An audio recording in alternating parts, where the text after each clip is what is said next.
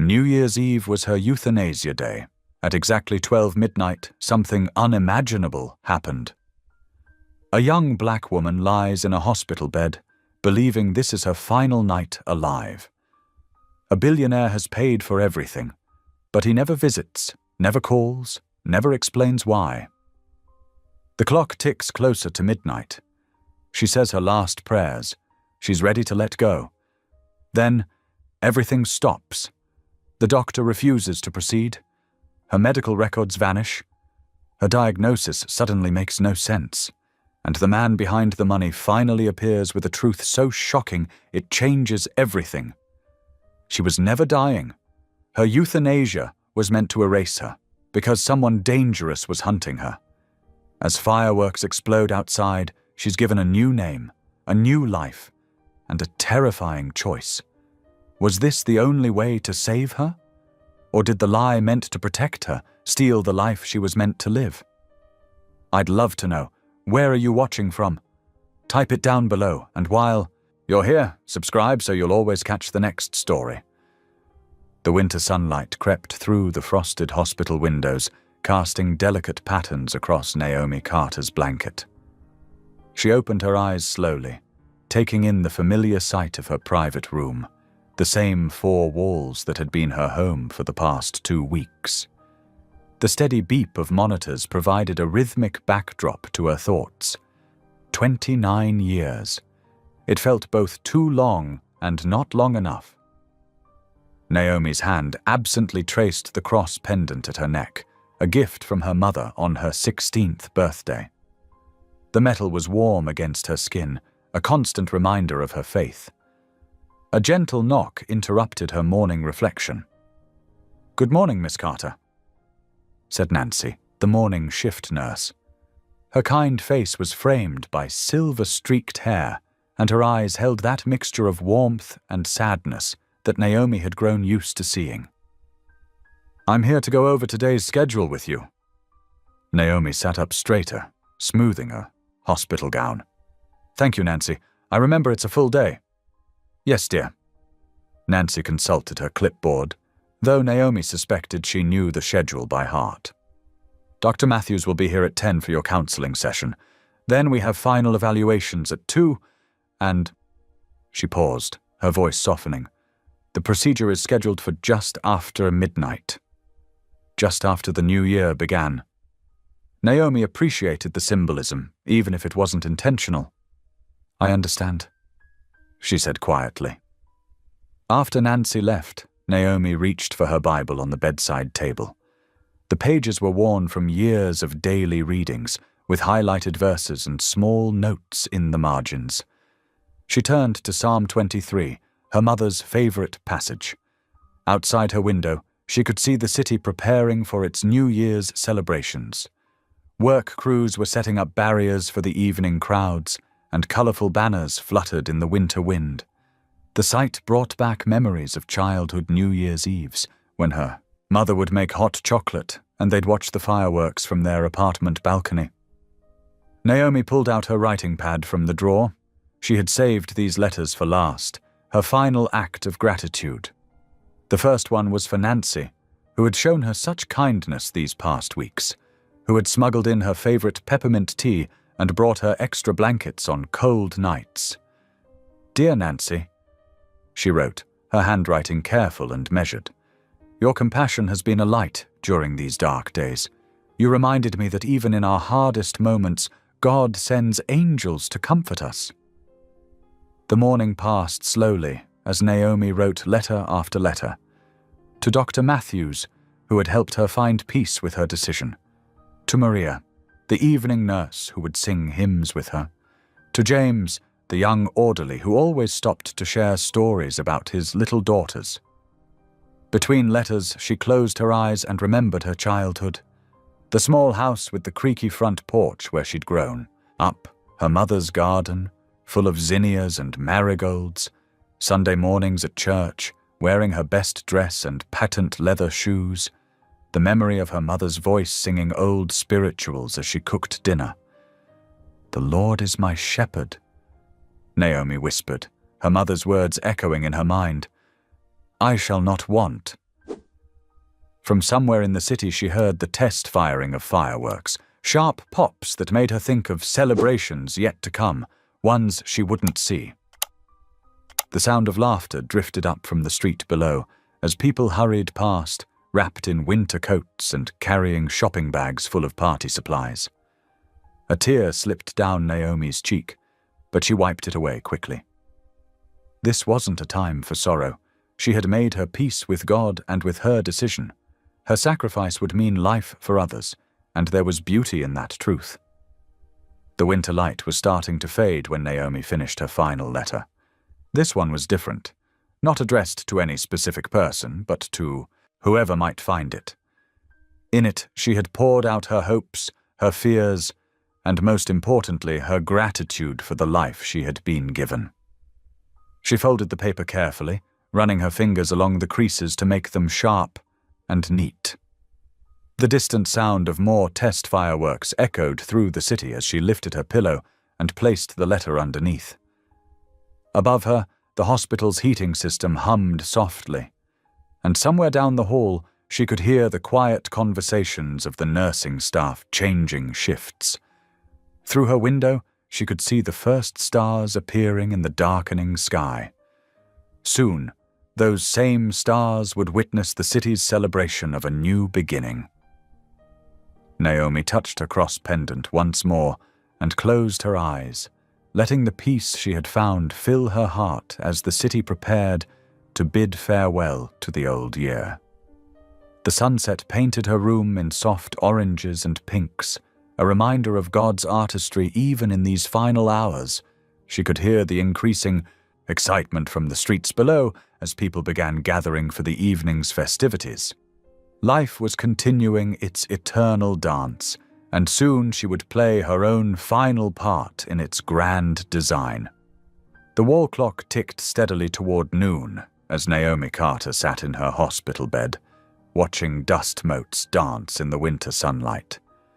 Her breakfast tray sat barely touched on the rolling table beside her. The morning's letter writing had left her emotionally drained, but somehow lighter, like setting down a heavy burden she'd carried too long.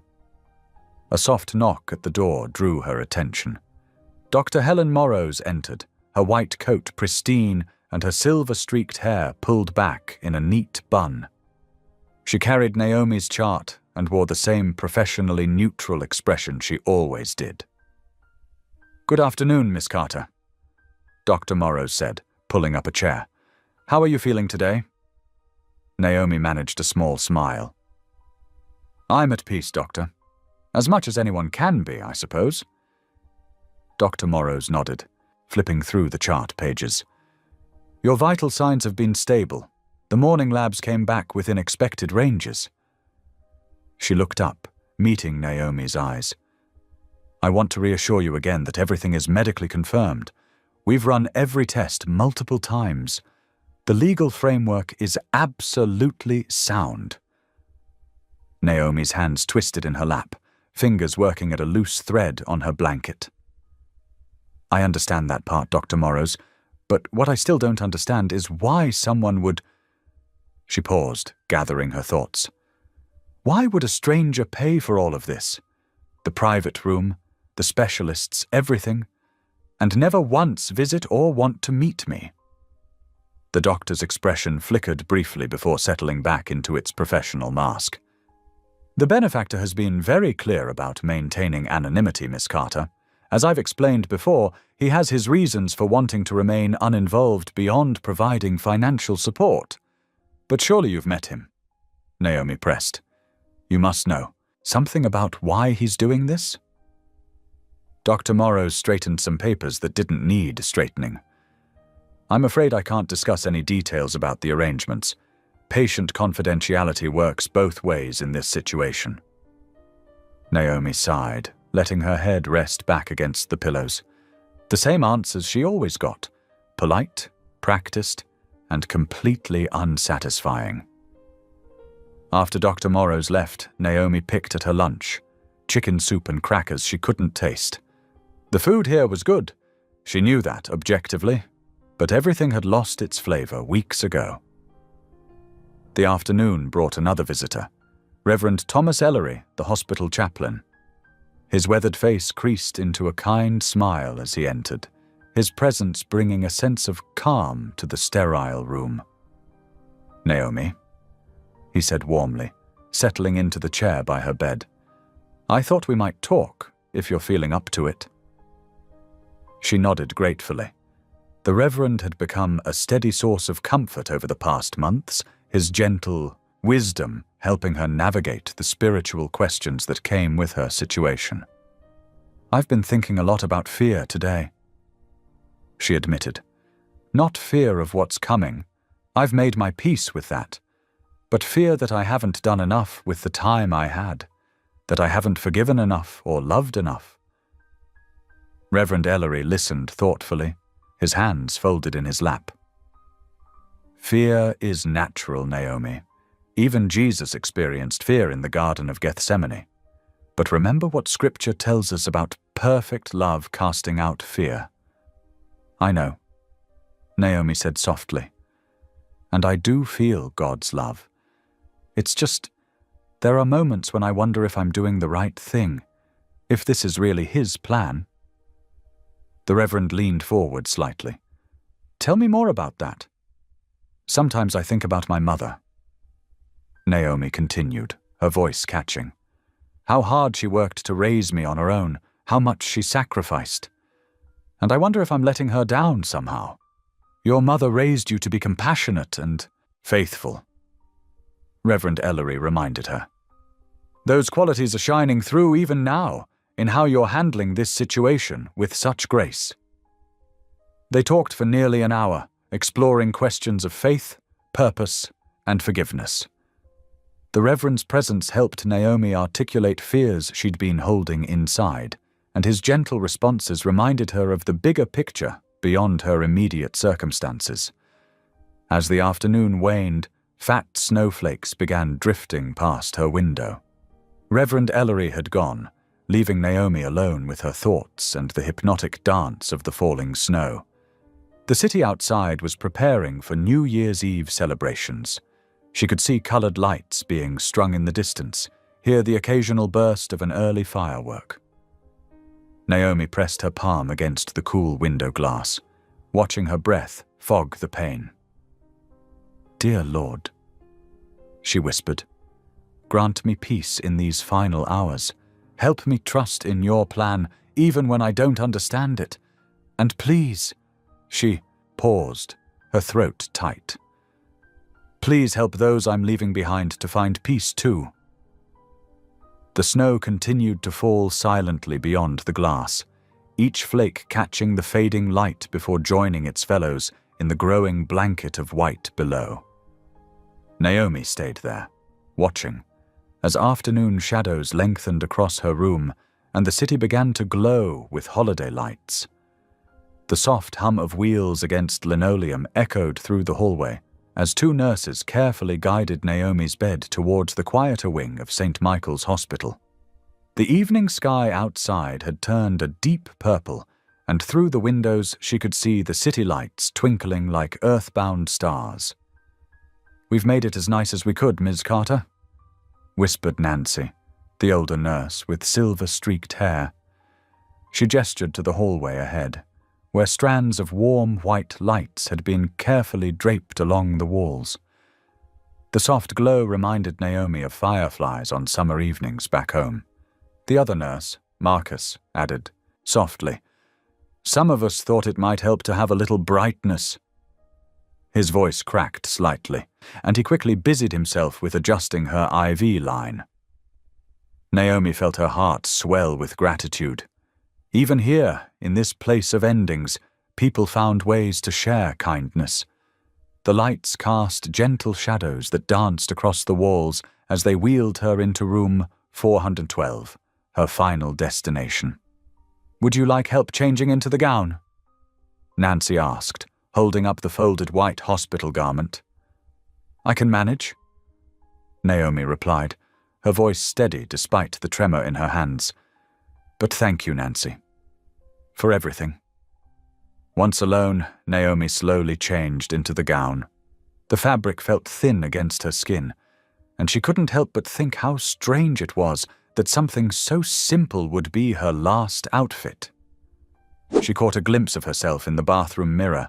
Her dark skin seemed to glow in the dim light, and her eyes held a calmness that surprised even her.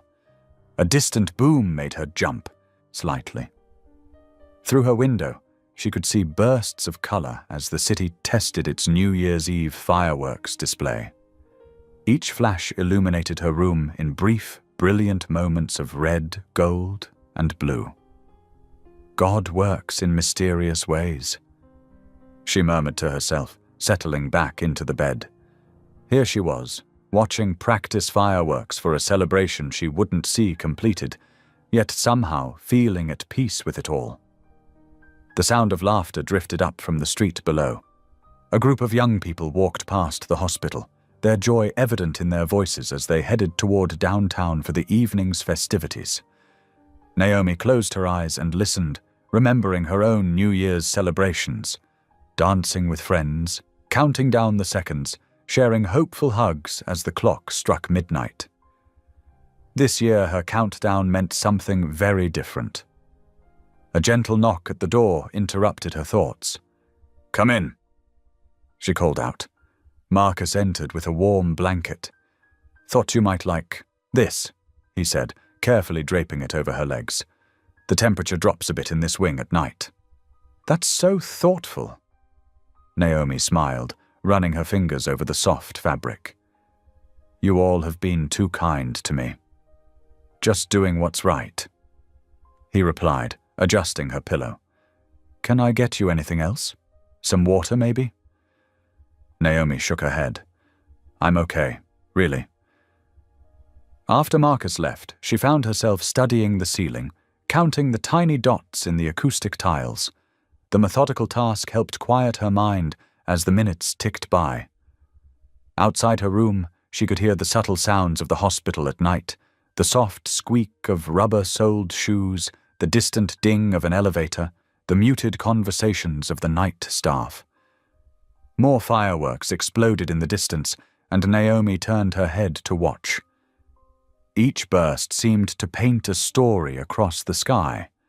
Stories of celebrations she wouldn't attend, of futures she wouldn't see, of moments that would belong to others. Yet, strangely, she felt no bitterness, only a sort of wistful acceptance. She thought about the letters she'd written earlier, tucked safely under her pillow. Words of thanks to the staff who had shown her such compassion, who had made her final days feel less lonely. She hoped they would understand how much their small kindnesses had meant to her. The digital clock on the wall quietly changed its numbers.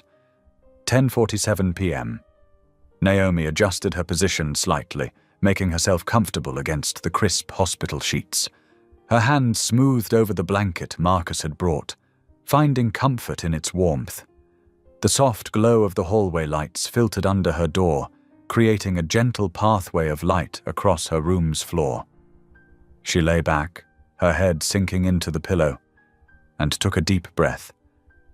The air smelled of antiseptic and clean linens, but underneath that she could detect the faintest scent of winter through the window, crisp and clear and full of possibility. Even now, at the end, the world continued its beautiful dance of life. Her body felt heavy with acceptance, ready for whatever came next. The steady beep of her heart monitor created a peaceful rhythm in the quiet room, and she found herself breathing in time with it. Each breath felt precious now, each moment more vivid than the last. Through her window, the city sparkled with anticipation of the coming new year. Naomi watched the lights blur slightly as her eyes grew tired, but she felt no need to fight it. She was ready to let go, ready to face whatever waited beyond this moment with the same grace she'd tried to maintain throughout her life. The clock continued its silent vigil. 10:47 p.m. In just over an hour, everything would change. But for now, Naomi Carter lay still, surrounded by the gentle glow of holiday lights and the distant thunder of fireworks, her heart at peace with what was to come. The quiet hum of medical equipment filled Naomi's room as the clock edged toward midnight. At 11:40 in the evening, she noticed the first signs that something wasn't right. The usual calm efficiency of the hospital wing had shifted, replaced by an undercurrent of tension that made the air feel thick and heavy. Through the narrow window in her door, Naomi watched shadows moving back and forth. Staff members huddled in small groups, their voices low but urgent. The clicking of computer keyboards seemed more frantic than usual, and she could hear the repeated beeps of failed login attempts. "I'm sorry, but it's just not showing up." A nurse whispered loudly enough for Naomi to hear. "I've tried 3 times." "Try again," came another voice. "It has to be there." Naomi sat up straighter in her bed, her heart beginning to flutter. The white hospital gown felt suddenly cold against her skin. She had been so prepared, so accepting of what was to come. But now, uncertainty crept in like a fog. A young nurse rushed past her door, then backtracked and entered with an apologetic smile. "Everything's fine, Ms. Carter," she said, but her eyes darted to the monitors beside the bed. "Dr. Morrows will be in shortly." The tension in the hallway continued to build. Naomi could hear phones ringing at the nurse's station, followed by hushed conversations and the sound of shuffling papers. Her fingers twisted in the thin blanket covering her legs as she waited. When Dr. Morrows finally entered the room, Naomi immediately noticed the change in her usual composed demeanor. The doctor's hands trembled as she held her tablet, and a fine sheen of sweat glistened on her forehead, despite the cool temperature of the hospital. "Naomi," Dr. Morrows began, then stopped. She took a deep breath and tried again. "We've encountered an unexpected situation." Her fingers tapped nervously against the tablet's screen. "Your medical records, all of them, they've disappeared from our system." Naomi blinked, trying to process this information. "Disappeared? How is that possible? We don't know." Dr. Morrows ran a hand through her hair, disturbing its usual neat appearance. "Every scan, every test result, every diagnosis, they're all gone. Not just from the active files, but from our backup servers as well. It's as if—" She paused, searching for words. "As if they never existed." For the first time that day, real fear gripped Naomi's heart. She had spent months preparing for this moment, making peace with her fate. Now, at the 11th hour, everything had changed. "But you remember my case, right? You've been treating me for—" "Of course I remember." Dr. Morrows interrupted, but her voice lacked its usual certainty. "However, without the documentation, without the original diagnostic evidence—" She shook her head. "We can't proceed with any terminal procedures without complete medical documentation. It would be illegal." Outside the window, Naomi could hear the growing excitement of New Year's Eve. The sound of celebration felt surreal against the confusion in her room. She glanced at the clock on the wall, 11:59. In the distance, voices began counting down. 10, 9, 8. Dr. Morrows took several steps backward, her face pale in the fluorescent light. "I'm sorry, but the procedure cannot continue. Not tonight. Not without proper documentation." 7, 6, 5. Naomi's mind raced. After all the preparation, all the goodbyes, all the acceptance, was this really happening? 4, 3, 2, 1. The first explosion of fireworks lit up her room in brilliant colors. Blues and reds and golds painted patterns across the ceiling as more fireworks burst in the night sky. The sounds of cheering and celebration filtered through the windows, a stark contrast to the heavy silence within. Naomi sat in her bed, very much alive, watching the play of lights across Dr. Morrows's shocked face. The doctor stood frozen, her tablet clutched to her chest, as if she too couldn't quite believe what was happening. More medical staff gathered in the doorway, whispering and pointing at computers. Someone mentioned calling the IT department. Another suggested checking physical records, but no one had any real answers. The fireworks continued outside, each burst illuminating the confusion on every face. Naomi touched her own chest, feeling her heart beating steady and strong. She was supposed to be gone by now, slipped away quietly as the new year began.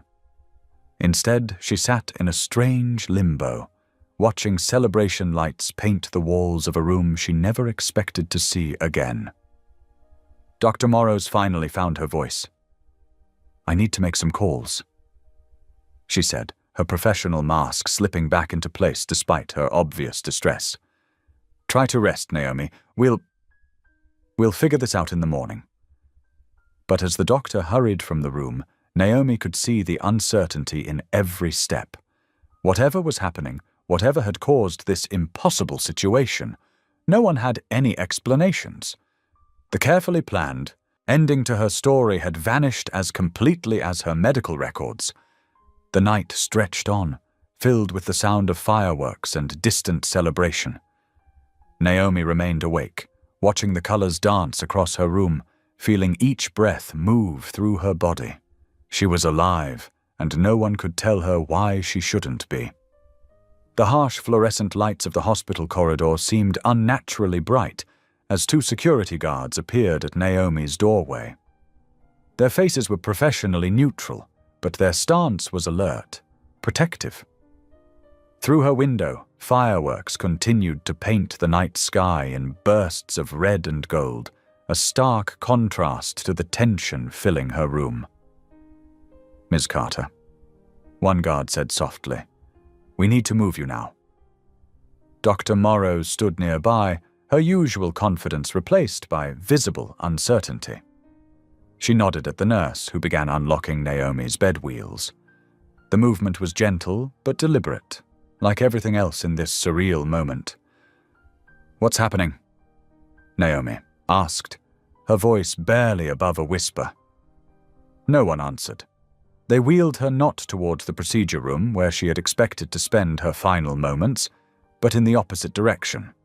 The hallway was eerily empty, with additional security personnel stationed at regular intervals.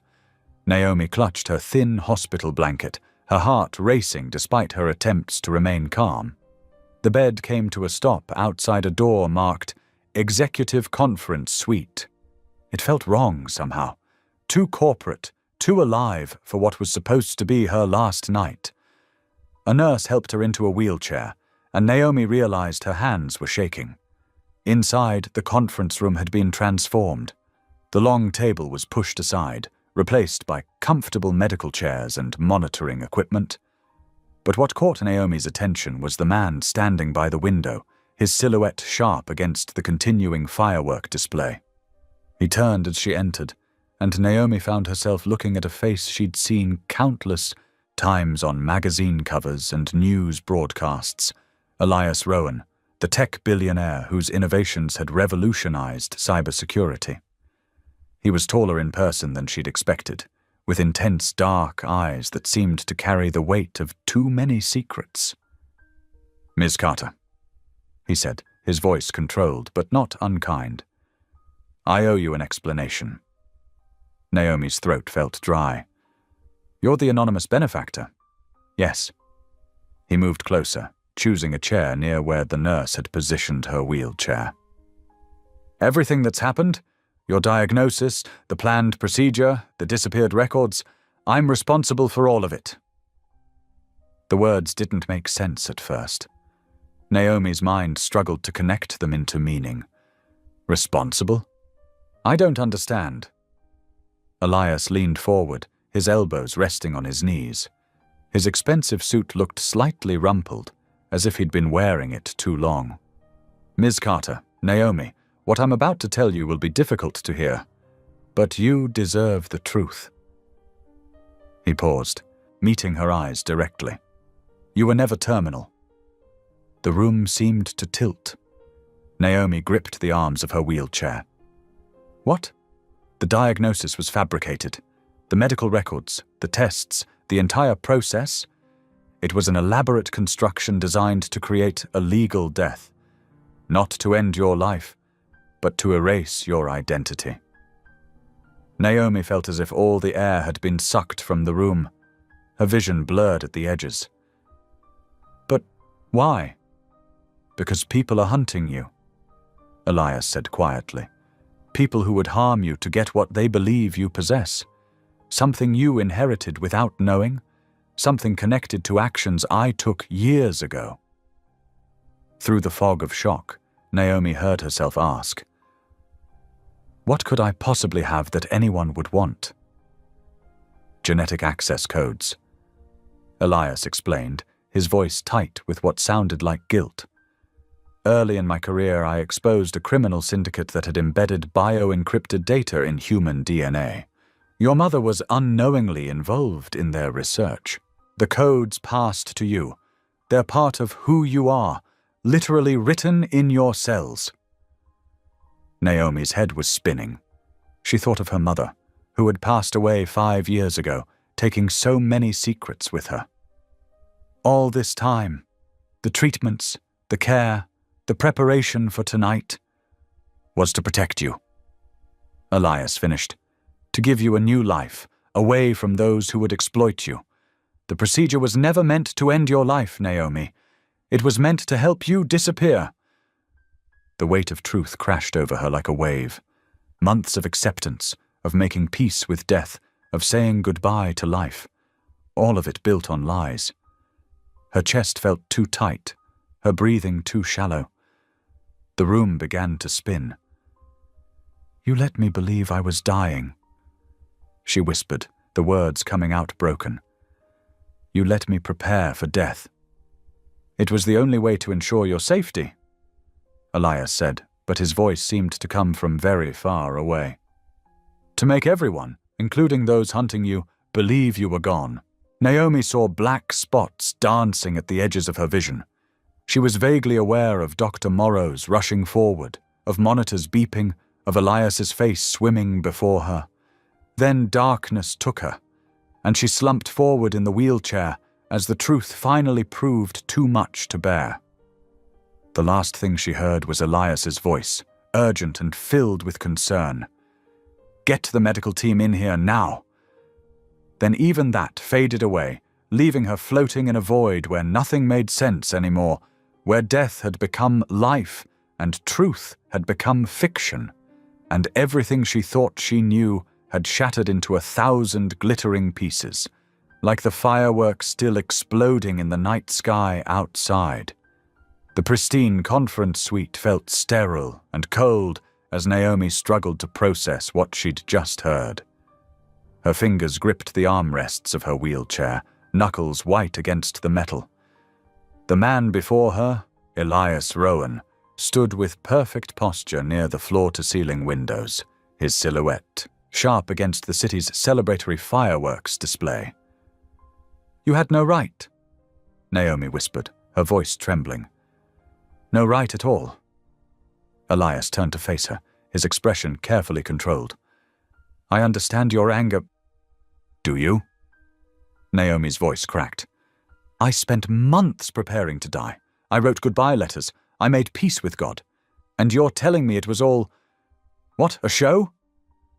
He moved closer, his expensive shoes clicking against the polished floor. It was protection, the only way I could ensure your complete safety. Naomi's head spun as she tried to make sense of it all. The room felt too bright, too sharp. My mother, you said she was involved somehow? Not directly, Elias said, pulling up a chair to sit across from her. Sarah Carter worked as a cleaning service contractor at one of my early tech startups.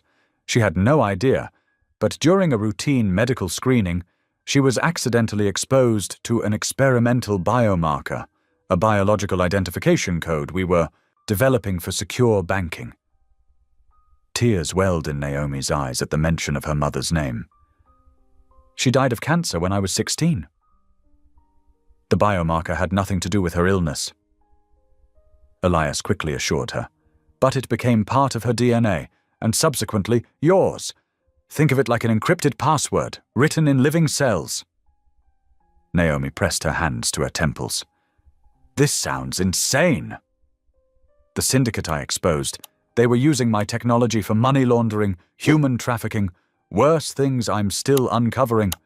When I turned evidence over to international authorities, most of their operations were shut down, but some escaped prosecution. They've been rebuilding, searching for ways to access their frozen assets.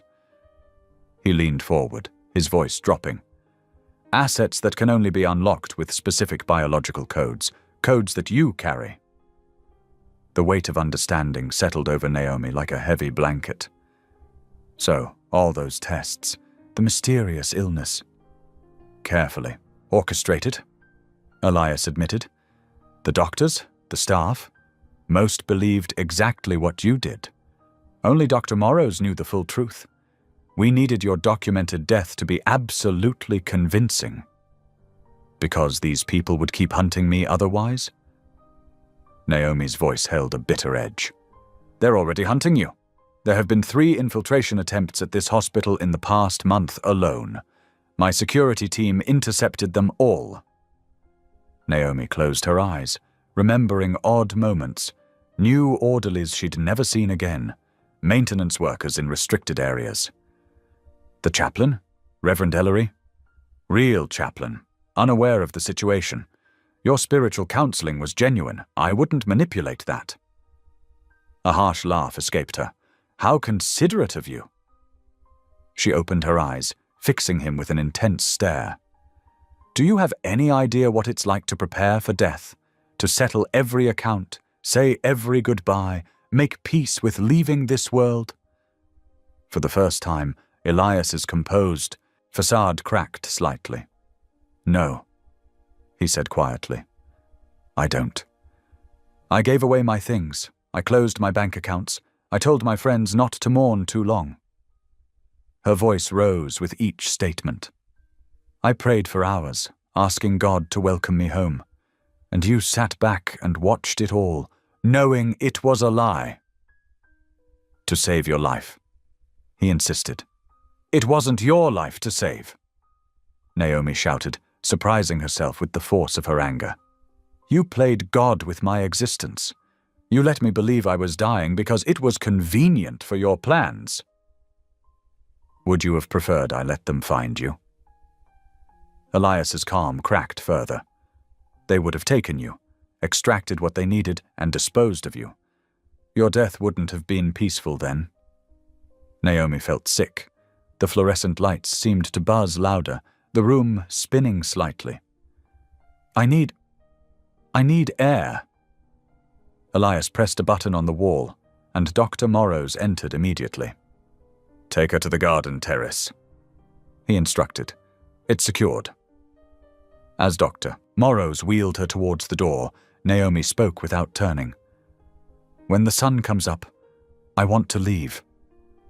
That's not possible yet, Elias said softly. You're legally deceased as of midnight.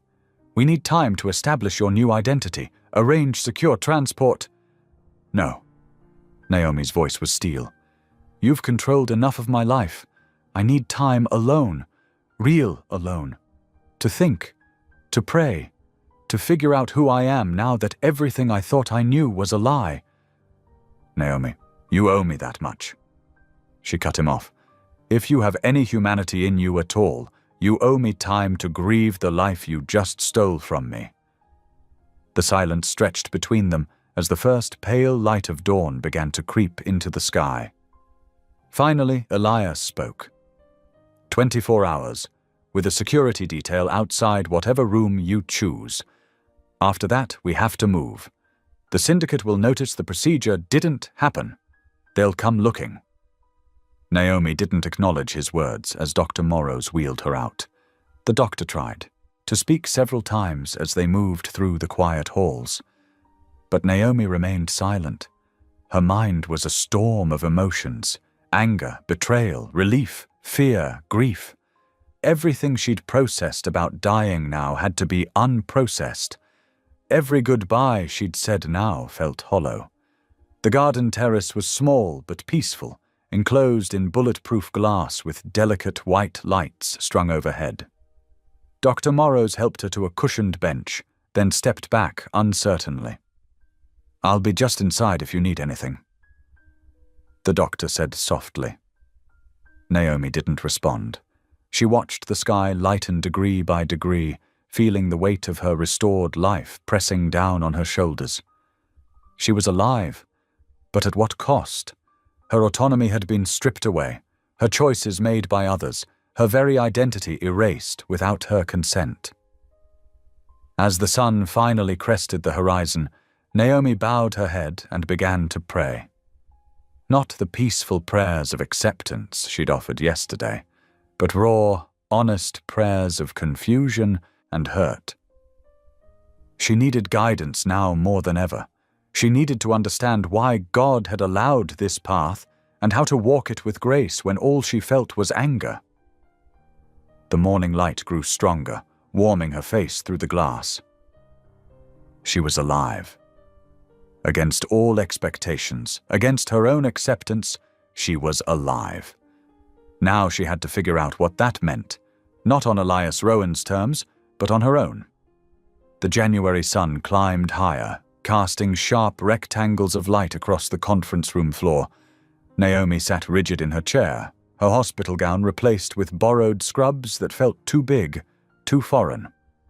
Her fingers traced the edge of the wooden table, searching for something solid to hold on to in a world that had turned upside down overnight. The door opened with a soft click. A woman entered. Tall, precisely dressed in a charcoal suit, her silver hair swept back in a neat bun. She carried a sleek leather briefcase that she placed carefully on the table. "Ms. Carter, I'm Lucinda Hale," she said, her voice clipped but not unkind. "I understand this is overwhelming, but we need to move quickly." Elias stood near the window, hands in his pockets. "Ms. Hale is the best in her field. She'll handle every detail of your transition." "Transition," Naomi repeated, the word tasting bitter. "You mean erasing me?" Lucinda opened her briefcase, removing folders with methodical care. "I prefer to think of it as protecting you through reinvention. Legal death provides the cleanest break possible." She laid out documents one by one: birth certificate, social security card, driver's license, credit history, educational records. A whole life, printed and laminated. "Sarah Mitchell," Lucinda said, tapping the new birth certificate. "Born in Oakland, California. Bachelor's degree in library science from the University of Washington. Currently employed as a digital archives specialist for a private foundation in Portland, Oregon." Naomi's head spun. "Portland? But I've never even been to Oregon." "Exactly," Lucinda replied. "No connections to your past life. The foundation position is real. They're aware of the situation and will protect you. You'll have an apartment, colleagues, a routine. Everything you need to build a new life." "What about my things? My mother's photos?" Naomi's voice cracked. Elias stepped forward. "We've already packed your apartment. Everything important is being shipped to a secure storage facility in Portland. Once you're settled, you can retrieve what you want. Carefully." Lucinda continued outlining the plan with calm efficiency. New bank accounts were funded. A phone with a fresh number waited. Even small details like preferred coffee shops and workout routines were researched and documented to make Sarah Mitchell feel real. "The key is consistency," Lucinda explained. "Every good identity has depth. Sarah Mitchell has magazine subscriptions, a Netflix queue, even a mild shellfish allergy. The more natural these details feel, the safer you'll be." Naomi picked up the driver's license, staring at her own photo under a stranger's name. "How did you get this picture?" "Hospital security cameras," Elias said quietly. "We've been preparing for months, ever since the first threat was detected." The weight of their long deception pressed against Naomi's chest. So everyone was in on it? The doctors, the nurses, all of them? Only Dr. Morrows and 2 trusted nurses knew the full truth. Elias explained. The rest believed exactly what you did. Their genuine reactions helped sell the story. Lucinda pulled out more papers, forms to sign, protocols to memorize. You'll leave tonight through a private exit. A car will take you to a small airfield outside the city. The plane is ready. Just like that? I'm supposed to walk away from everything I've ever known? Naomi's hands trembled as she picked up a pen. You'll have resources? Elias assured her.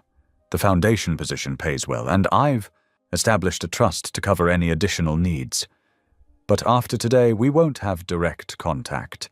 It's safer that way. Naomi turned to him, really looking at him for the first time since his midnight revelation.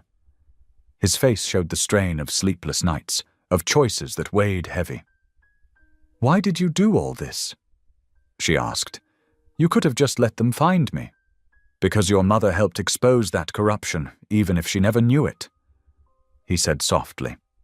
And because I've seen too many people pay the price for my actions. Not this time. Lucinda cleared her throat gently. We should continue. There's still much to cover. The hours blurred together as Naomi absorbed endless details about her new life. Sarah Mitchell's favorite color was blue. She'd broken her arm at age 12. She called her grandmother every Sunday until the woman's passing 2 years ago. Layer upon layer of carefully crafted history.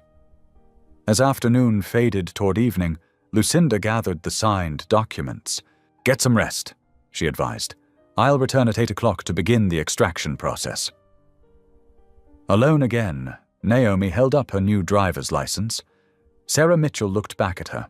Same face, same eyes, but somehow a stranger.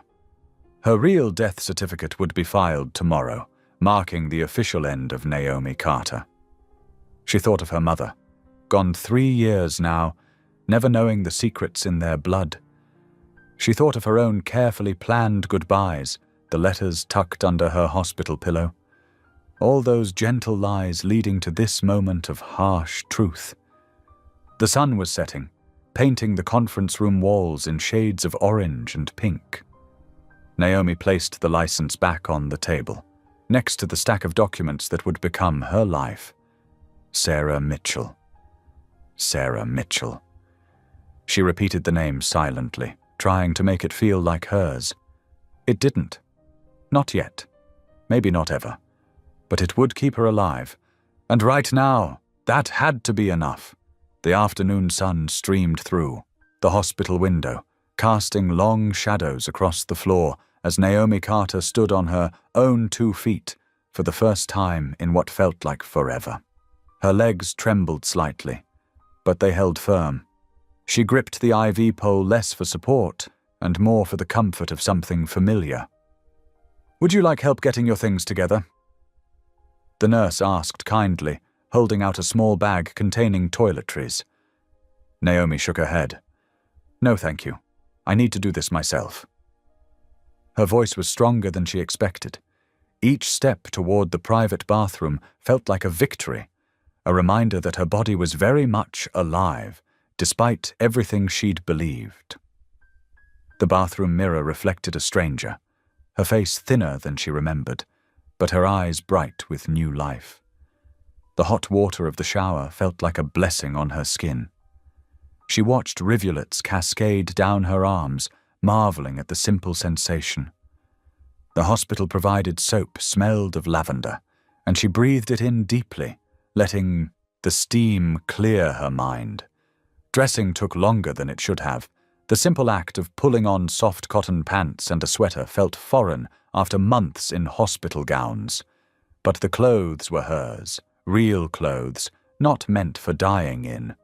She ran her fingers over the fabric, absorbing its texture. Out in the hallway, her steps grew steadier. Naomi walked slowly, noting details she'd missed during her months of confinement. The slight squeak of her rubber-soled slippers against the polished floor, the quiet conversations drifting from other rooms, the way sunlight painted patterns on the walls through decorative window films. Miss Carter. A familiar voice called softly from behind her. She turned to see Reverend Ellery approaching, his kind face creased with concern. He looked different now that she knew he'd been aware of the truth all along, but somehow his presence still brought comfort. "May I walk with you?" he asked. Naomi nodded, and they fell into step together, moving at her careful pace. "I imagine you have questions," he said after a moment. "So many I don't know where to begin." She admitted. "Were you part of this plan from the start?" The Reverend shook his head. "No. I was informed only yesterday, shortly before everything changed. My role was always to provide spiritual comfort, nothing more. Though I admit, learning the truth helped me understand why I felt so strongly that your story wasn't finished." They paused by a window, watching birds swoop past in the winter sky. "I've been angry," Naomi said quietly. "At everyone. At God. I prepared myself for death, made peace with it. Now I learn it was all—" She trailed off, unable to find the right word. "A deception meant to preserve life," Reverend Ellery supplied and tightened gently. "Not unlike Queen Esther, hiding her identity until the moment was right to save her people. Sometimes protection requires difficult choices." Naomi considered this. "But Esther chose her path. Mine was chosen for me." "True," he acknowledged. "Yet consider this. In all these months, as you faced what you believed was death, you showed remarkable grace and faith. That strength came from within you, not from any deception. Perhaps instead of seeing this as manipulation, we might view it as divine preservation." They resumed walking, their footsteps echoing in the quiet hallway. Naomi felt the weight of his words settling in her heart. "I don't know if I can forgive them yet," she said finally. "Forgiveness often comes in stages," he replied. "Like healing. What matters is that you're willing to consider it." They completed a full circuit of the floor, ending back at her room. Naomi felt tired but accomplished, knowing each step was building back her strength. "Would you pray with me?" she asked suddenly, surprising herself. Reverend Ellery smiled warmly. "Of course." They sat together in the comfortable chairs by the window, and his familiar voice filled the room with words of guidance and hope. Naomi closed her eyes, letting peace wash over her for the first time since midnight had changed everything. As afternoon faded toward evening, hospital staff began discreet preparations for her departure.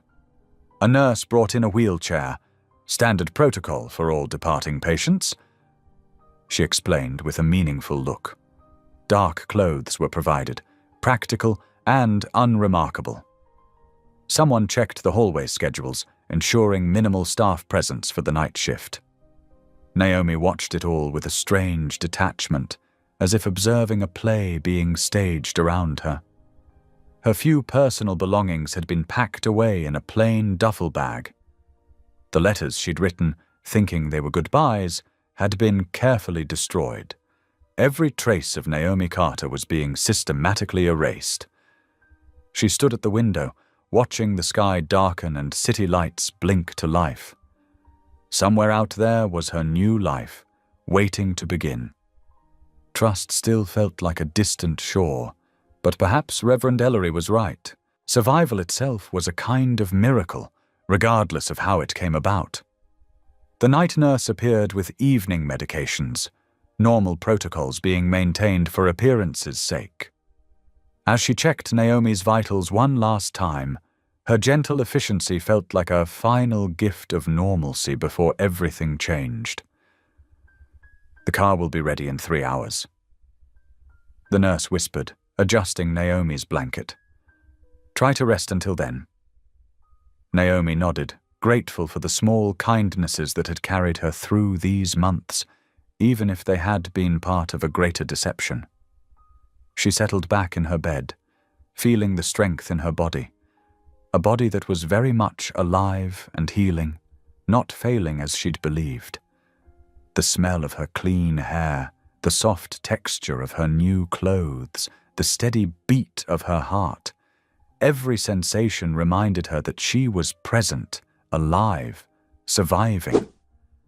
Despite the uncertainty ahead, despite the anger and confusion still swirling inside her, she felt something else taking root: hope.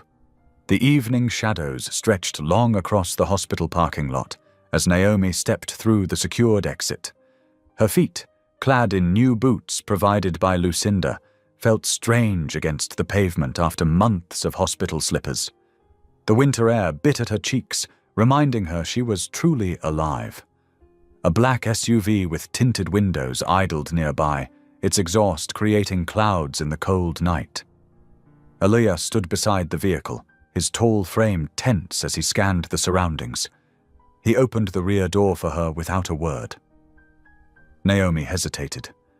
Just yesterday, she had been preparing for death. Now she was sneaking out of a hospital with a man who had orchestrated an elaborate deception to save her life. The complexity of emotions made her chest tight. "It's heated inside," Aaliyah said softly, misreading her pause as a response to the cold. She slid into the leather seat, clutching the small bag containing her few belongings, mostly items Lucinda had purchased for her new identity. Aaliyah took the seat beside her, leaving space between them. The driver, a woman with close-cropped grey hair who had been introduced simply as Mason, pulled away from the curb. The city lights blurred past the windows as they merged onto the highway. Naomi watched familiar buildings fade into the distance, knowing she would never see them as herself again. The reality of it all pressed against her chest. "I know you have questions," Elias said, breaking the heavy silence. His voice was low, careful. "You deserve answers." Naomi turned to study his profile in the passing streetlights. His jaw was tight, shoulders rigid beneath his expensive coat.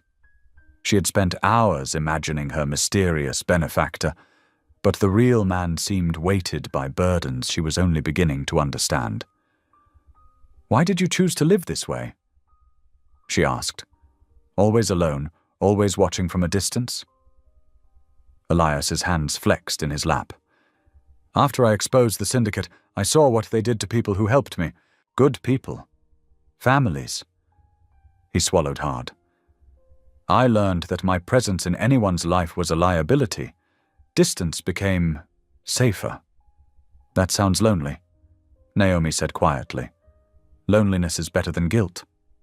His words carried years of pain. "I couldn't bear more blood on my hands." The highway stretched darker as they left the city behind. Trees replaced buildings, their bare branches stark against the night sky.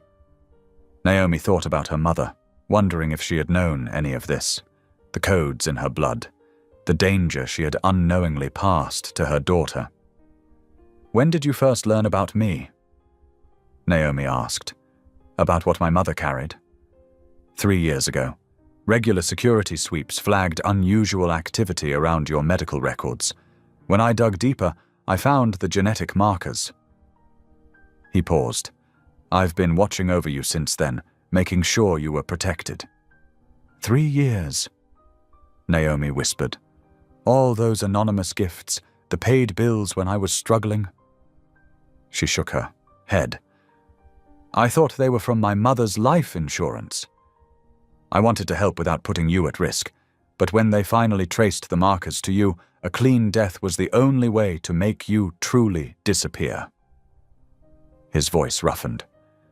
"I'm sorry for the pain it caused you." The SUV turned onto a narrow road, tires crunching on gravel. Naomi could see trees pressing close on both sides, the darkness deeper here away from city lights. "Do you really believe you're unworthy of peace?" she asked, remembering his words about isolation being safer.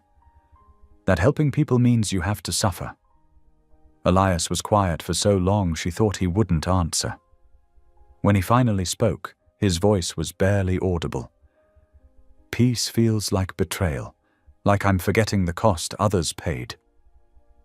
Naomi felt an unexpected ache in her heart for this man who had saved her life through deception, who had carried such heavy burdens alone. Maybe true peace isn't about forgetting, she said gently. Maybe it's about honoring their sacrifice by living fully. The SUV slowed, turning onto a private drive. Through the trees, Naomi could see warm lights glowing from the windows of a modest house. Mason brought the vehicle to a stop in front of a covered porch. "This is where I leave you," Elias said, his voice steady despite the emotion she could see in his eyes. "Everything you need is inside. Funds, documents, contact information for Lucinda if there are any issues. Mason will be nearby but invisible unless you need her." Naomi reached for the door handle, then paused. "Thank you," she said, surprising herself by meaning it. "Not just for saving my life, but for finally telling me the truth." Elias nodded once, his composure cracking slightly. "Be well, Naomi Carter," he said softly, "or whoever you choose to become now." She stepped out into the cold night air, hearing the crunch of gravel as Mason helped retrieve her bag from the trunk. The house before her looked warm and welcoming, but deeply unfamiliar, much like the new life stretching before her. When she glanced back, Elias was watching her through the window, his expression unreadable in the darkness. Then Mason pulled away, and Naomi was left standing alone on the porch, key in hand, facing the first moment of her new existence. She took a deep breath of sharp winter air, feeling it fill her very much alive lungs. She didn't know who she was anymore, not Naomi Carter, not yet her new identity.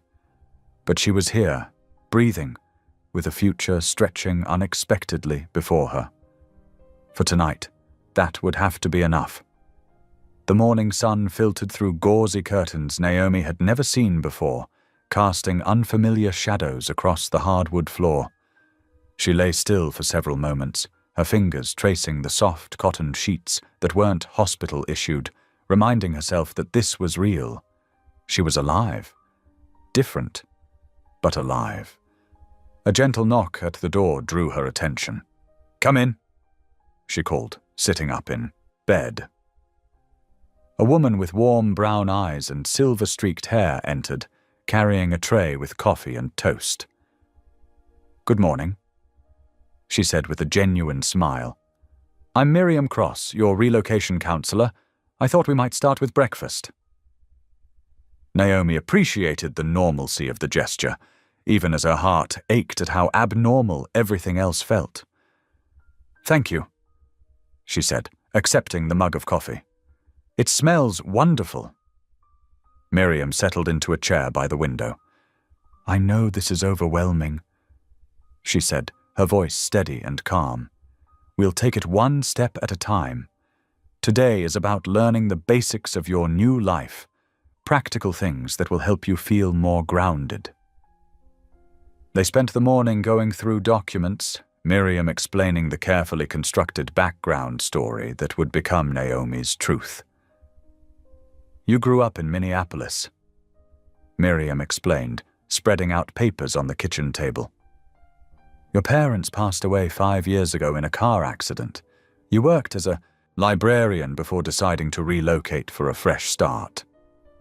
Naomi's hand shook as she practiced her new signature again and again. Sarah Mitchell. Sarah Mitchell, Sarah Mitchell. Each stroke of the pen felt like erasing another piece of Naomi Carter. "It's okay to grieve," Miriam said softly, noticing Naomi's trembling fingers. "What you're doing, it's like learning to walk again. Nobody expects you to run right away." After lunch, they drove through the small town that would become Naomi's new home. Maple trees lined the main street, their bare branches reaching toward a crystal-clear winter sky. Miriam pointed out the local grocery store, the library where Naomi would work, the coffee shop where locals gathered each morning. "The town's called Cedar Grove," Miriam explained as they passed a quaint town square with a gazebo. Population just under 5,000. People are friendly here, but they also respect privacy. It's the kind of place where you can build a quiet life. Naomi pressed her forehead against the cool car window, watching her breath fog the glass. "How do you do this?" she asked suddenly. "Help people disappear and become someone new?" Miriam waited at a stop sign, considering her answer. "I see it as helping people bloom again after a frost," she said finally. "The flower that grows might look different than before, but it's still reaching for the sun. That's what matters." Back at the safe house, they reviewed emergency protocols and daily routines.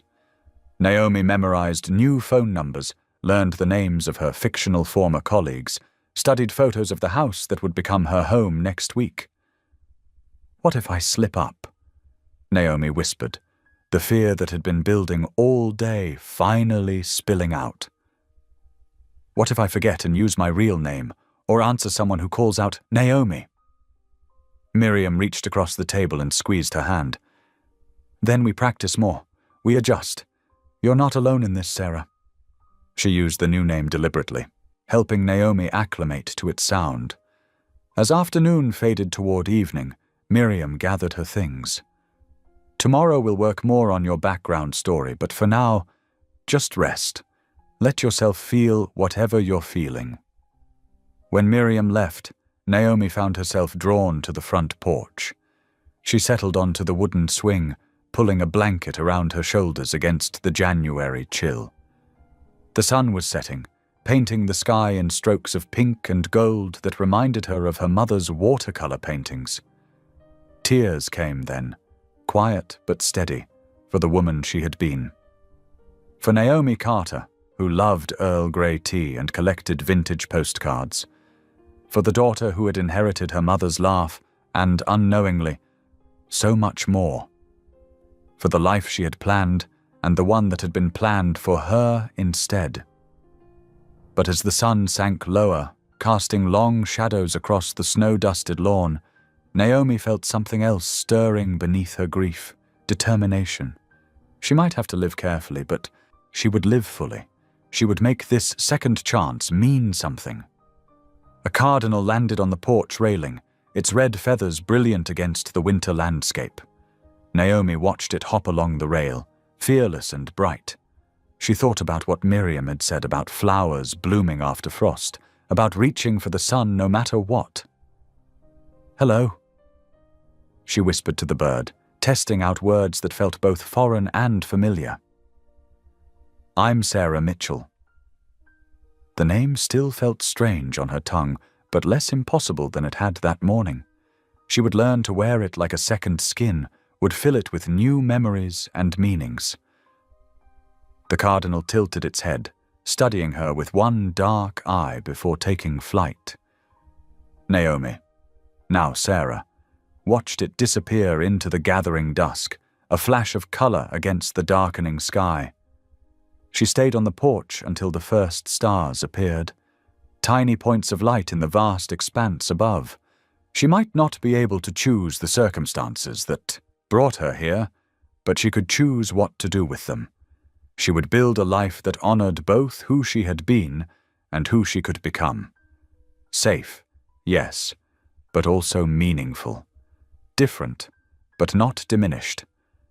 The porch swing creaked gently as she rocked, its rhythm steady and soothing.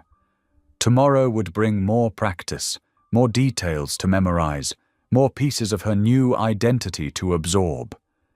But for now, she simply existed in this moment, alive, breathing, watching night settle over a world that felt both strange and full of possibility.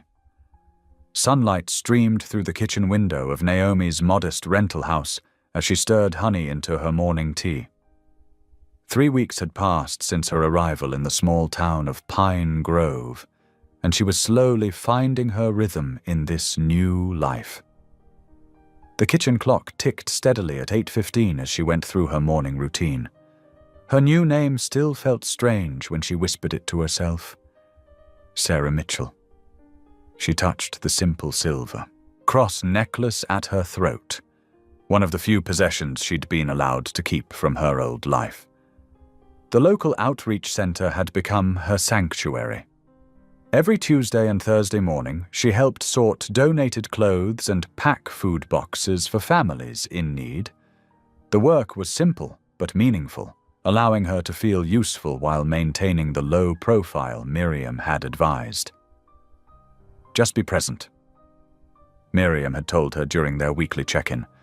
Let people get to know Sarah naturally. Today was sorting day at the center. Naomi pulled on a warm sweater and comfortable shoes, checking her reflection in the hallway mirror. The woman looking back at her seemed both familiar and foreign. Same gentle brown eyes and warm skin tone, but her hair was different now, cut shorter and styled to change her appearance subtly. At the outreach center, Margaret, the elderly coordinator, greeted her with a warm smile. "Good morning, Sarah. We've got quite a few donations to sort through today." Naomi returned the smile, grateful for the simple kindness. "I'm ready to help."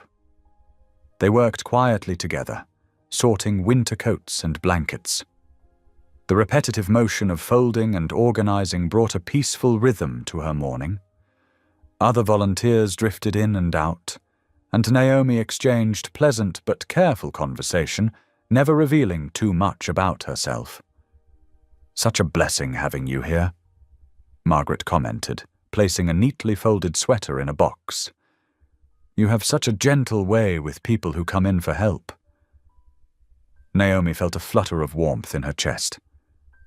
"Thank you. It helps me too, being here." The morning passed quickly, and Naomi was just preparing to leave when she saw Miriam's car pull up outside. Something about the counselor's hurried movements made her stomach tighten. Miriam entered the center, her usually calm face lined with concern. "Sarah, do you have a moment?" They stepped into the small office at the back of the center. Miriam closed the door and turned to face her. "There's been a situation we need to discuss." Naomi's hands grew cold. "What kind of situation?" "Someone attempted to access your sealed hospital records last night," Miriam said quietly. "The security team caught it quickly, but it's concerning. The attempt came from an encrypted source they couldn't trace." The familiar weight of fear settled over Naomi's shoulders. She sank into a nearby chair, her legs suddenly weak. How did they even know where to look?" "We don't know," Miriam admitted, pulling up another chair. "But this is why we have multiple layers of security in place. The records they tried to access are completely fabricated anyway, part of the cover story. Your real records were destroyed that night." Naomi's mind raced back to New Year's Eve, to the moment everything changed. "Do you think it's them? The people Elias was protecting me from?"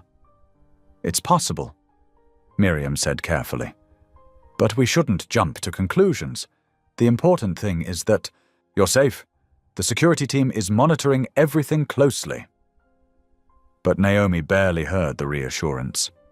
Her heart pounded as she thought of every person she'd interacted with in the past weeks. Had she said too much? Made eye contact too long? Left some trail despite her careful adherence to the rules? "Should I leave?" she asked, hating the tremor in her voice. "Move somewhere else." Miriam reached out and squeezed her hand. "Not yet. This could be nothing. Just someone fishing. Making you move every time there's a potential threat isn't the answer. It would make your life impossible." Naomi stood and paced the small office, her thoughts churning. "I can't just sit here and wait, Miriam. I can't just hope they don't find me." "What are you thinking?" Miriam asked, watching her carefully. "I'm thinking that running and hiding isn't enough," Naomi said slowly. "I need to understand more about the people looking for me, about what exactly they want, about what my mother's role was in all of this." "That could be dangerous," Miriam cautioned. "The less you know, the safer I am." Naomi turned to face her. "But that's not true, is it? My mother didn't know anything, and that didn't protect her. My ignorance nearly got me killed, or at least made me believe I was dying.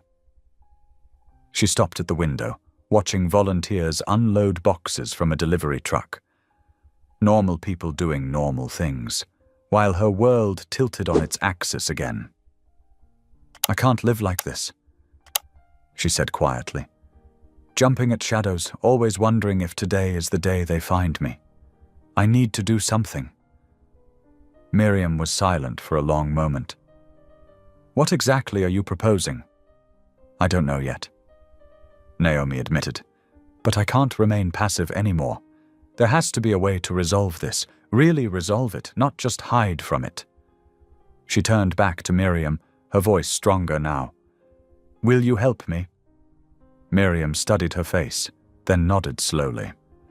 I'll help you, but we do this carefully, methodically. No rash decisions. Agreed, Naomi said, feeling a strange mix of fear and determination. Where do we start? First, we maintain your current routine. No sudden changes that might draw attention? Miriam said. I'll make some careful inquiries about the database breach, see what else we can learn. Naomi nodded, her mind already working through possibilities. She wouldn't run again. Whatever came next, she would face it clear-eyed and prepared. The woman who had entered the hospital on New Year's Eve had been ready to die. The woman standing here now was ready to fight, not with weapons or violence, but with truth and courage. She gathered her things, preparing to leave the outreach center. Margaret waved goodbye, unaware of the conversation that had just changed everything. Naomi waved back, offering a small prayer for the kind woman's safety, and all the others who had welcomed Sarah Mitchell into their community. The afternoon sun was warm on her face as she stepped outside. Everything looked the same. The quiet street, the familiar buildings, the people going about their day. But something had shifted inside her. Fear still whispered in her mind, but it no longer had the power to paralyze her. She walked home slowly, alert but not afraid, her mind working through what she knew and what she needed to learn. The time for simply disappearing was over.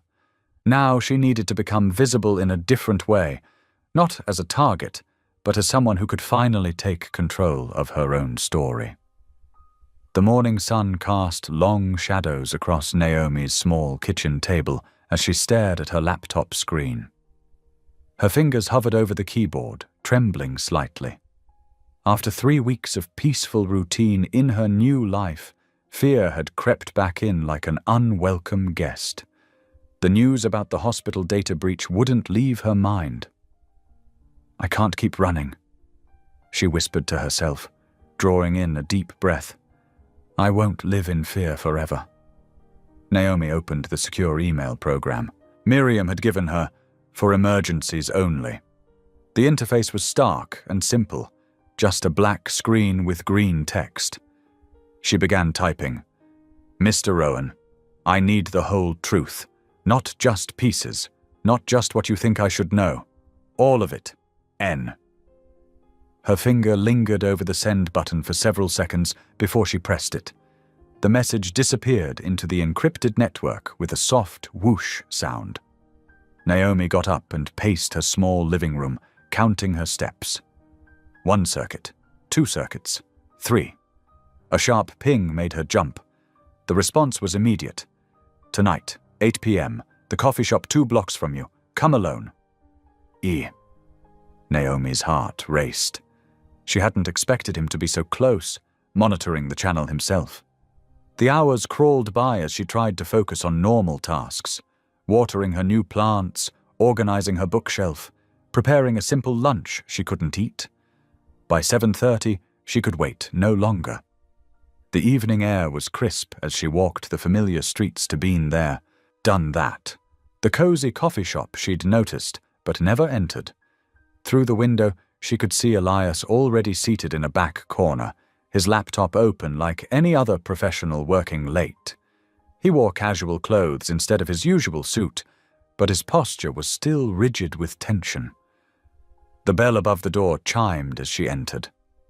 Elias looked up, his eyes meeting hers with an intensity that made her pause. But she straightened her shoulders and walked to his table, sliding into the seat across from him. "You came quickly," she said softly. "Your message worried me." His voice was low, controlled. "What happened?" "Someone accessed the sealed hospital records. You know that already, don't you?" Elias's jaw tightened.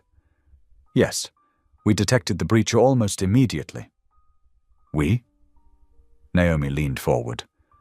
"Who else is involved? What aren't you telling me?" The barista approached their table, and they fell silent until she'd taken their orders. Herbal tea for Naomi, black coffee for Elias. When they were alone again, Elias closed his laptop. "I have a small team," he admitted. "People I trust completely. They help monitor potential threats, maintain security protocols, protect people like you who were affected by what I exposed." "How many others are there? Like me?" 7, all connected to the original case through family ties they never knew about, all living under new identities now. Naomi wrapped her hands around her warm mug when it arrived, letting the heat ground her. "I'm tired of half-truths, Elias. I need to know everything, about the syndicate, about my mother's involvement, about why they're still hunting after all these years." Elias was quiet for a long moment, studying her face. "Are you sure? Once you know, you can't unknow." "I'm sure. I won't spend my life jumping at shadows. I need to understand what I'm running from." He nodded slowly, then pulled a small device from his pocket and placed it on the table. "Signal scrambler," he explained, "for privacy." For the next hour, Elias talked in a low, steady voice about the financial syndicate he'd exposed years ago, how they'd used genetic markers as living passwords to authorize massive transactions, how they'd secretly harvested DNA from unwitting people, how they'd built an empire on stolen identities and laundered money. Naomi's mother had been a lab technician at a facility they used as a front, her access credentials unknowingly copied into her own genetic code.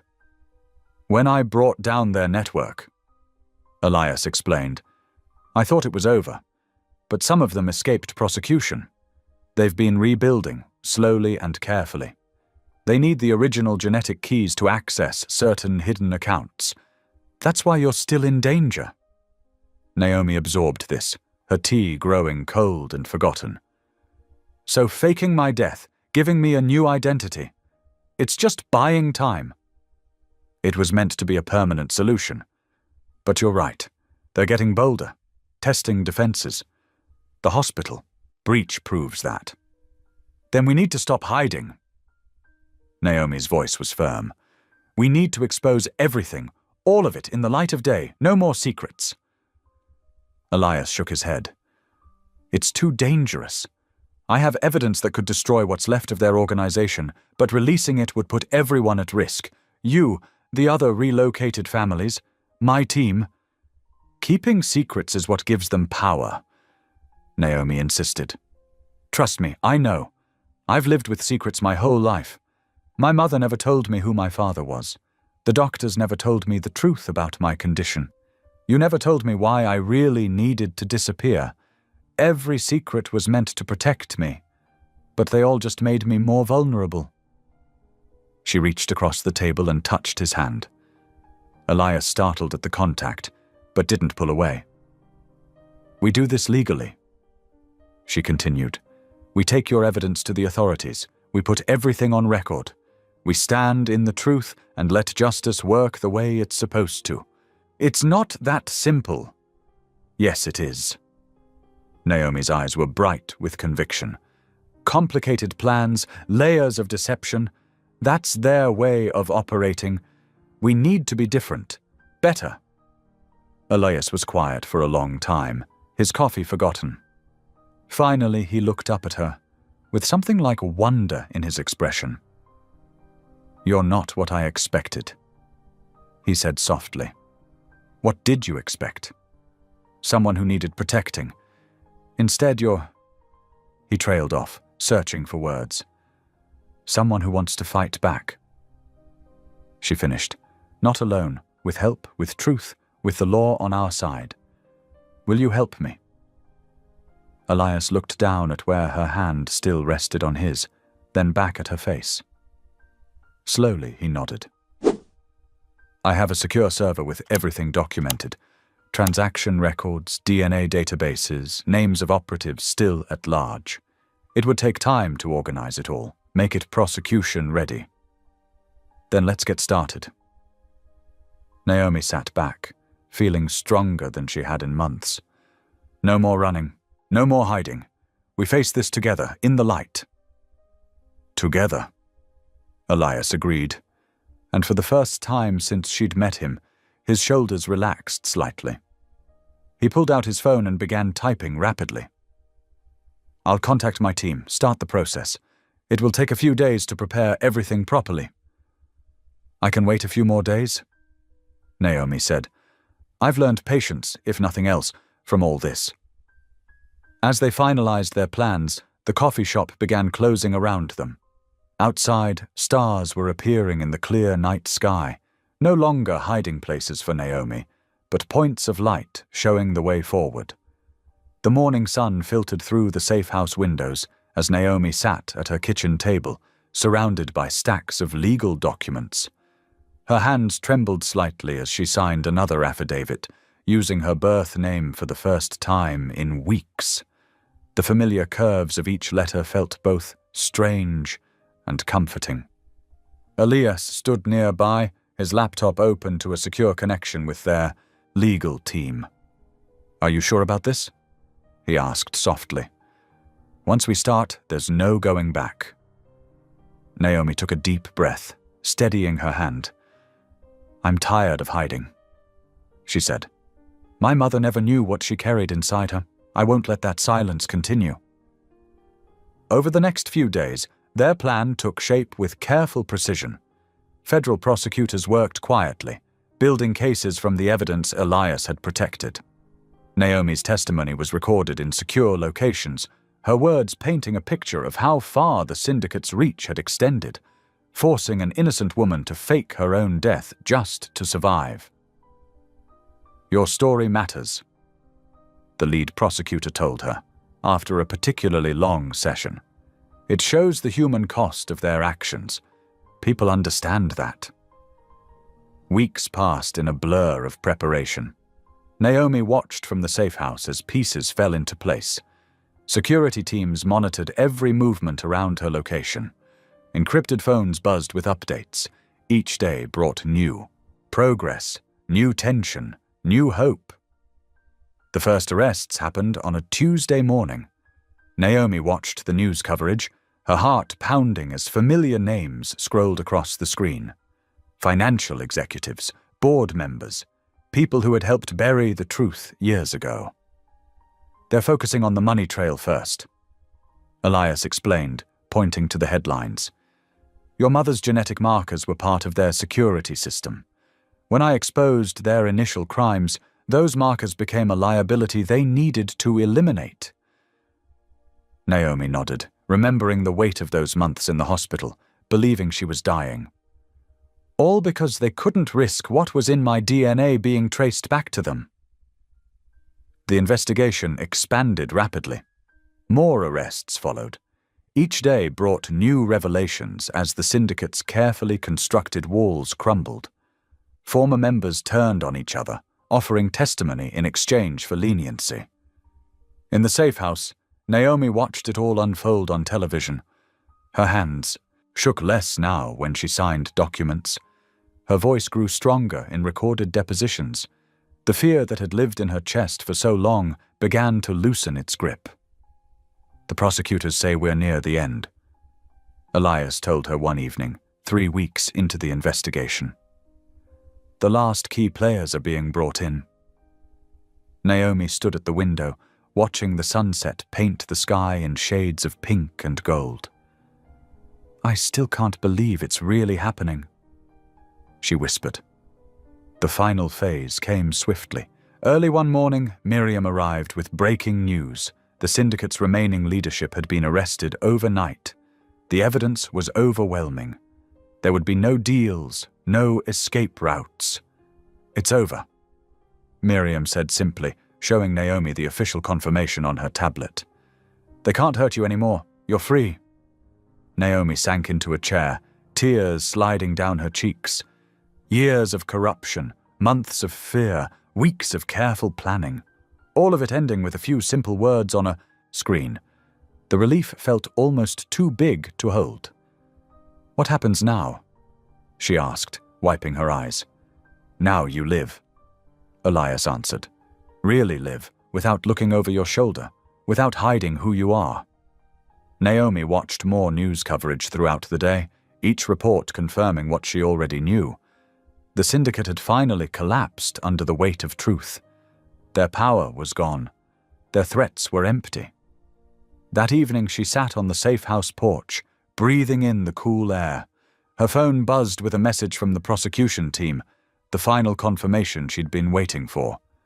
The threat assessment was clear. She would never be hunted again. Naomi held the phone to her chest, feeling her heart beat steady and strong. For the first time since that New Year's Eve in the hospital, she felt completely, truly alive. The truth had done more than set her free. It had given her back herself. The sun set on a world that felt different, cleaner somehow. Justice had been slow in coming, but it had arrived. The silence was broken. The shadows were gone, and Naomi Carter was still standing, stronger than ever. As darkness fell, she realized she was smiling. Not the careful smile she'd worn in her new identity, but her real smile, bright and unafraid. The one that belonged to her, and only her. In the growing night, thousands of stars appeared overhead. Naomi watched them emerge one by one, each light a reminder that darkness never lasts forever. Truth finds its way out. And sometimes surviving is the greatest victory of all. The investigation was complete, the arrests were made, the threat was gone, and Naomi was finally completely free. The morning sun filtered through gauzy curtains as Naomi sat at her kitchen table, spreading out the morning newspapers. Headlines blazed across every front page. International syndicate leaders arrested. Decades-long financial crimes exposed. Justice Department announces major victory. Her hands trembled slightly as she smoothed the papers flat, taking in the faces of people who had unknowingly shaped her destiny. She picked up her coffee mug, letting the warmth seep into her palms. The ceramic felt solid, real, just like this moment of finally being truly safe. No more looking over her shoulder. No more rehearsed stories. No more fear. Her phone buzzed with a text from Miriam. "Have you seen the news? It's done. You have choices now." Choices. The word settled heavily in Naomi's chest. After months of having decisions made for her, first by her illness that wasn't real, then by the elaborate plan to save her life, she now faced perhaps the biggest choice of all. She could reclaim her old identity. The legal groundwork was already laid. With the syndicate dismantled, there was no reason she couldn't step back into her former life. Naomi Carter could rise from the dead, with quite a story to tell. Setting down her mug, she walked to the window. Her neighborhood was coming alive. Mrs. Peterson walking her golden retriever, the Martinez kids waiting for their school bus, Tom from next door watering his prized roses. These people knew her by her new name, accepted her as part of their community without question. "Who am I really?" she whispered to her reflection in the window glass. The woman who stared back had the same face as Naomi Carter, but her eyes held different memories now. She remembered serving soup at the local shelter, teaching art at the community center, joining the church choir. Small moments that had built a new life, brick by brick. The doorbell rang, pulling her from her thoughts. Through the peephole she saw Elias Rowan standing on her porch, looking more casual than she'd ever seen him in jeans and a simple button-down shirt. Gone was the weight of secrecy that had seemed to press down on his shoulders. "I thought you might want company today," he said when she opened the door. "It's a lot to process." Naomi gestured him inside. "That's an understatement. Coffee?" "Please." They settled at her kitchen table, the newspapers spread between them like a map of their shared past. Elias picked up one section, scanning the details of the investigation. "My legal team tells me the last pieces are falling into place," he said. "The syndicate's infrastructure is completely dismantled. Their offshore accounts are frozen. Their shell companies exposed." He set down the paper and met her eyes. "You're truly free now, Naomi. Free to choose." "That's what everyone keeps telling me," she said, wrapping her hands around her mug. "But how do I choose between two versions of myself?" Elias leaned back, studying her thoughtfully. "Maybe you don't have to. Who says they're separate versions?" "What do you mean?" "The woman who faced death with grace and faith. That's still you. The woman who found strength to rebuild a life from scratch. Also you. The woman who insisted on facing truth instead of hiding. Definitely you." His voice grew gentle. "Maybe instead of choosing between them, you can choose to be all of it." Naomi stood up and paced to the window again. Outside, the morning had brightened into full sunshine. "I've been thinking about my mother," she said quietly. "About the genetic markers she passed to me without knowing. She always told me we carry our ancestors' stories in our blood. I never knew how literally true that was." "What would she want for you?" "She'd want me to live fully, to help others." Naomi turned back to face him. "That's what I've found here, in this new life. Ways to serve that I never imagined before." Elias nodded. "I've seen similar changes in myself, running my companies through layers of protection, always watching for threats. It was no way to live. Now I'm restructuring everything. Transparency, ethical investing, actually using resources to make positive change instead of just guarding wealth." "Sounds like you're choosing who you want to be too." "I suppose I am." He smiled, slightly. "It's freeing, isn't it, when you're not trapped by secrets anymore?" Naomi returned to the table, gathering the newspapers into a neat pile. "I think I know what I want to do," she said slowly. "I want to keep this life I've built, these connections, this work, but I don't want to pretend my past never existed." "What are you thinking?" "I'm thinking about setting up a foundation, something to help people rebuild their lives after trauma or loss. Not everyone gets the support system I had, the resources, the protection. Maybe I can help provide that for others." Elias straightened, his eyes brightening with interest. "I'd be happy to help with that. Strictly as a silent partner, of course. No strings, no obligation." "I'd like that," Naomi said. "A partnership based on choice, not necessity." They shared a moment of comfortable silence, both feeling the shift in their dynamic. The protector and protected were gone, replaced by two people who had walked through fire and emerged transformed. "There's something else," Naomi added. "I want to write my mother's story, not for publication, just for me, to honor where I came from, even as I move forward." "That sounds perfect," Elias said, "a bridge between then and now." The rest of the morning passed in practical discussion, legal frameworks for the foundation, potential outreach programs, ways to honor truth while protecting privacy. When Elias finally stood to leave, Naomi walked him to the door. "Thank you," she said simply, "not just for saving my life, but for helping me find a new way to live it. Thank you for showing me that protection doesn't have to mean isolation." He hesitated at the threshold. "Will you be okay?" Naomi smiled, feeling the rightness of her decision settling into her bones. Yes, I'm exactly where I'm supposed to be. After he left, she returned to her kitchen table and pulled out a fresh notebook. On the first page, she wrote 2 names, her old one and her new one. Then, she began to write their story, not as separate identities, but as chapters in the same life. A life that would now focus on helping others find their way through darkness into light. The winter sun cast long shadows across Naomi's desk as she finished arranging chairs in a circle. The community center's meeting room felt warm and welcoming, with soft light filtering through gauzy curtains and the faint scent of coffee brewing in the corner.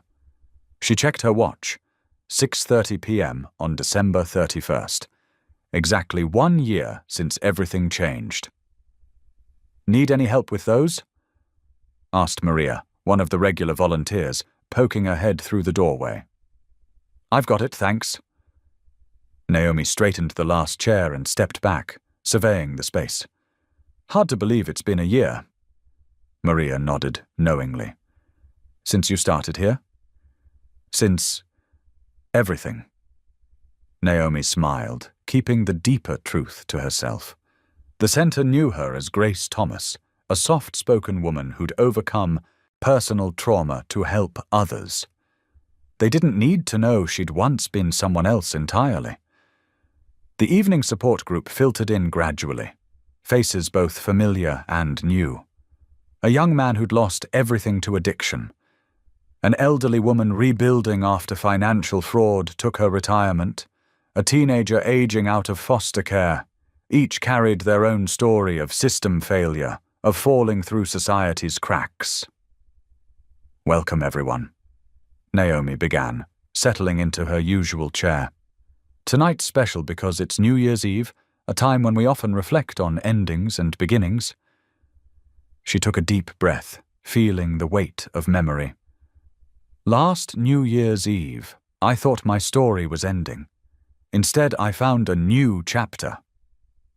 The group leaned in, drawn by the gentle strength in her voice.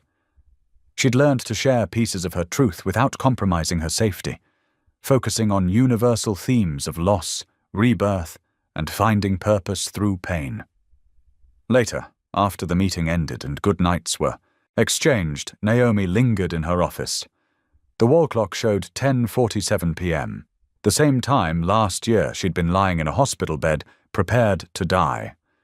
She pulled out her journal, a practice Reverend Ellery had encouraged during those first difficult months of transition. The page opened to an envelope. Her monthly update from Lucinda Hale, tracking the last loose ends of her old identity. Inside was also a small note from Elias, accompanying his latest donation to the center. His messages were always brief, professional, respecting the boundaries they'd established. But there was warmth there too, a shared understanding of what it meant to rebuild from ashes. Naomi began to write, letting her thoughts flow freely. 1 year ago tonight, I thought I knew exactly how my story would end. I'd made peace with death, found grace in acceptance. But life had other plans, messier, more complicated, more beautiful than I could have imagined. I've learned that healing isn't just about surviving. It's about choosing to live fully, even when that means facing hard truths. It's about taking your broken pieces and using them to help others find their way through darkness. The woman I was didn't die that night. She transformed. Every morning I choose to honor both who I was and who I've become. Every person who walks through these doors reminds me why I'm here, because sometimes the greatest gift we can offer is simply saying, "I understand. You're not alone." A knock at her door interrupted her writing. It was Carlos, the night security guard, making his rounds. "Miss Thomas, just checking if you're heading out soon. Wouldn't want you to miss the celebrations." "Thanks, Carlos. Just finishing up some thoughts." She gestured to her journal with a smile. After he left, Naomi walked to her office window. The city sparkled with holiday lights, and distant pops of early fireworks brightened the sky. Last year, those sounds had seemed like a farewell. Now they felt like celebration. Her phone buzzed with text messages from friends inviting her to various gatherings. She had options now, people who cared, places she belonged. The loneliness that had marked her hospital days felt like a distant memory. She packed her bag and put on her coat, taking one last look around the office. Photos of group events lined the walls, along with thank you notes from people who'd found hope here. One card caught her eye, from a woman who'd escaped domestic violence and rebuilt her life from scratch. "You helped me believe in fresh starts." The note read, "Now I'm helping others find theirs." That was the real miracle, Naomi reflected. Not just that she'd survived, but that her survival meant something. Every person who found strength here, every story of renewal, was part of a larger healing. The clock struck 11 as she left the building, locking up behind her. The winter air felt crisp and clean in her lungs. She thought of her mother, wondering if somehow she knew, if she could see how her daughter had taken an inherited burden and transformed it into blessing. Walking to her car, Naomi noticed a small package on the seat. Inside was a simple card from Elias. "1 year. You've helped more people than you know. Thank you for showing me that protection isn't just about keeping secrets. It's about creating safe spaces for truth to heal." Naomi smiled, tucking the card away. Their complicated bond had evolved into something unexpected, a partnership in restoration, each using their experiences to make the world a little kinder, a little more just. As midnight approached, she drove home through streets filling with celebration. She was alive, truly alive, not just breathing but living with purpose. The woman who'd faced death with dignity, and the woman who'd embraced life with courage, they were both her, woven together into someone stronger than either could have been alone. The fireworks would soon paint the sky with light, marking another year's passing. But for Naomi, they would always remember that moment when death became rebirth, when ending opened into beginning, when she learned that sometimes the greatest act of faith is simply choosing to live.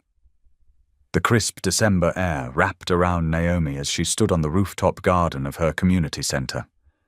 1 year ago tonight, she had lain in a hospital bed, preparing for what she thought would be her final moments.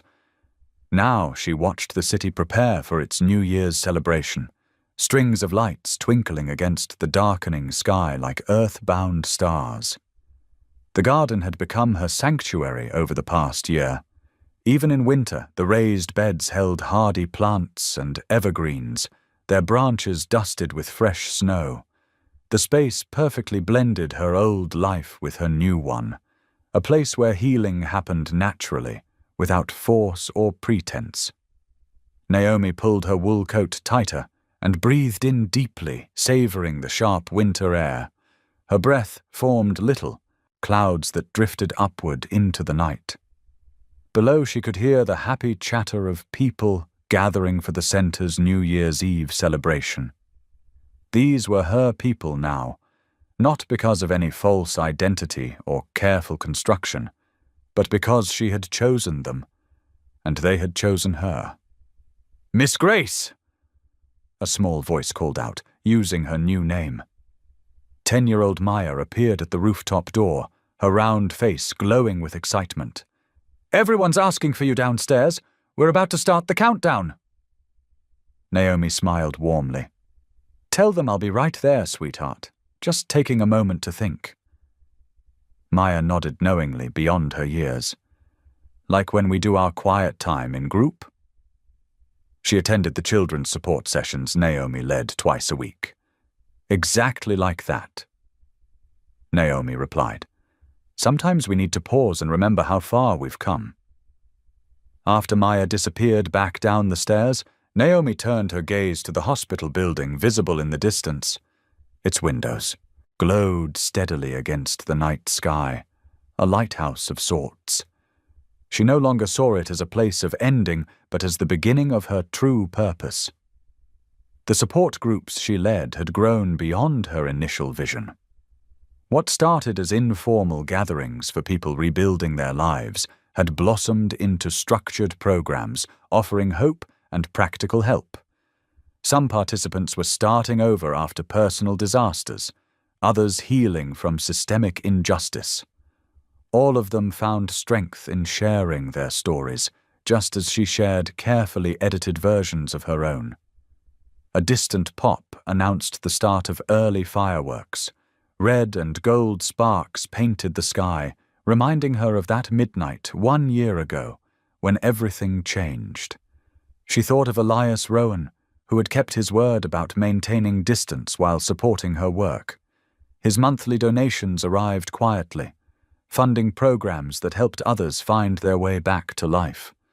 The past year had taught her that dignity wasn't about maintaining perfect control. It was about choosing how to use the circumstances life handed you. Her mother had unknowingly carried those dangerous genetic codes, but she had raised Naomi with an unshakable faith that had ultimately saved her. Not just physically, but spiritually. Voices floated up from below, growing more excited as midnight approached. Naomi could pick out individual stories among them.